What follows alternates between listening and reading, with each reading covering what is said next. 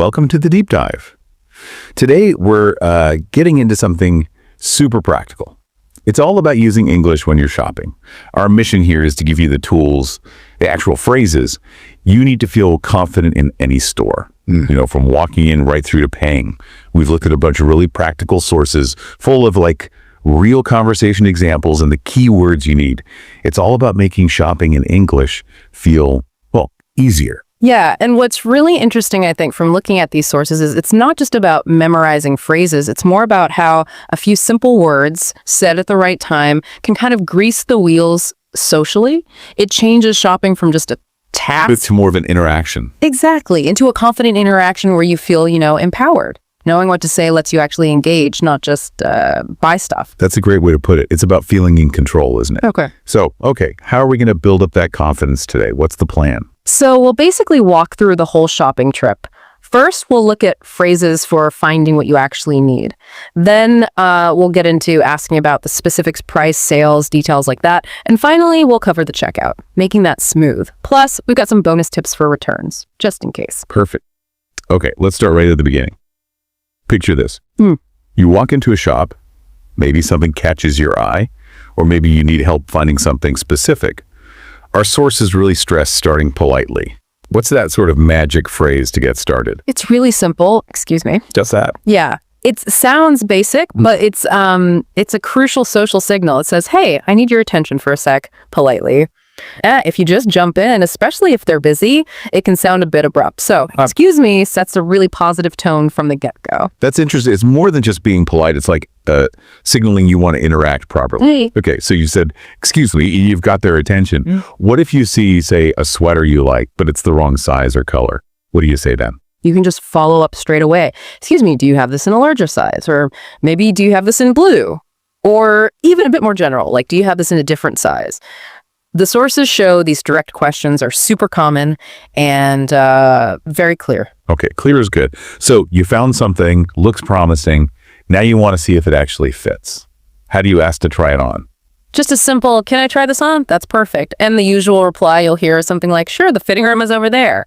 It's a standard little exchange. Right. But what about those times when you really are just looking? You don't need help yet. How do you politely wave off a sales assistant? Yeah, the classic, I'm just looking, thank you. It works perfectly. It clearly says, I'm browsing, no help needed right now. But, it's still polite, keeps things comfortable. That's really useful. Okay, opposite scenario. Yeah. You know exactly what you want, maybe black jeans, but you have no clue where they are in this huge store. Then you ask directly, where can I find the shoes section? Or, for your example, I'm looking for some black jeans, where can I find them? And can you get more specific? Like if you want a certain style? Definitely. You could add maybe something slim fit, or you could ask, what sizes do you have available? Actually, being more specific often helps them help you faster. It narrows it down. Makes total sense. Yeah. Clarity helps everyone. Okay, moving on. Stage 2.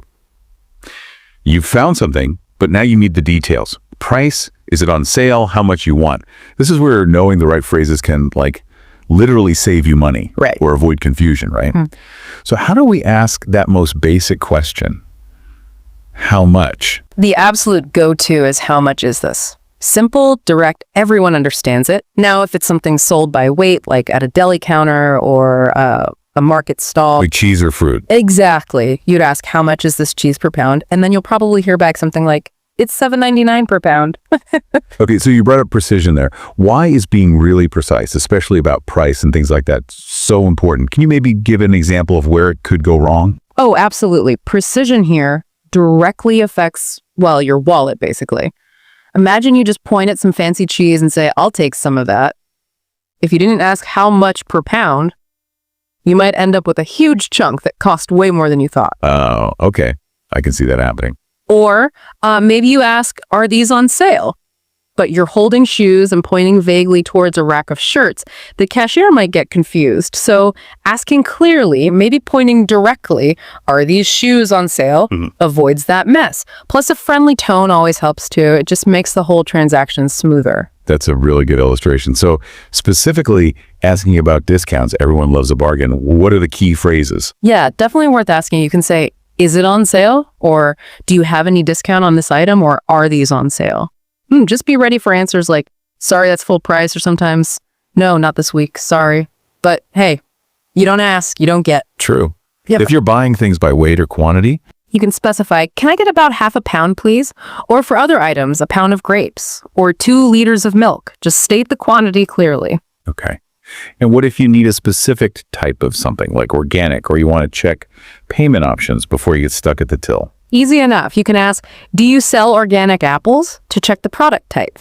And yeah, checking payment methods beforehand is smart. Do you accept credit cards? Can I pay by cash? Even, can I pay with my phone is common now. And they'll usually respond clearly, like, yes, we take Visa and MasterCard or whatever they accept. All right. So we found our stuff, check the prices, know how we're paying. Now for the final hurdle, the checkout.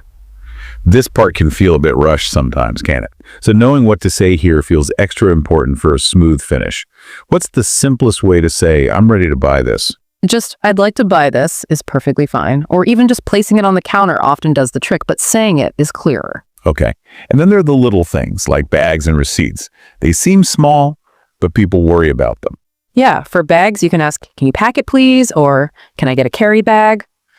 The cashier might also ask you, do you need a bag? And definitely listen closely here because sometimes bags cost extra now in many places. Good tip. And the receipt, essential for returns later, usually. Absolutely. Ask, can I get a bill, please? Or can I get a receipt? Or slightly more formal, did I have a receipt, please? All work fine.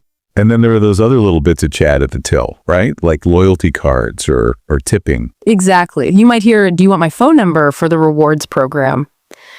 From the cashier. Yeah. And tipping, yeah, if you're paying cash and want to leave the change, just saying keep the change is the standard way. And those standard checkout questions. Oh, yeah. Did you find everything okay today? A simple, yes, thanks, works great. Or if not, actually, I couldn't find whatever it was. Sure. And when they say, have a great day, Thanks, you too. always a nice touch. Politeness goes both ways. Okay, quick bonus round then. What if, you get home and that thing you bought just isn't right? Yeah. You need to return it. That can feel awkward, especially in another language. It can feel a bit daunting, yeah, but the phrases are usually pretty straightforward. You start with, I'd like to return this. If it's closed, you might explain why. It doesn't fit me. It's always good to check about the proof of purchase. Do I need the receipt to return?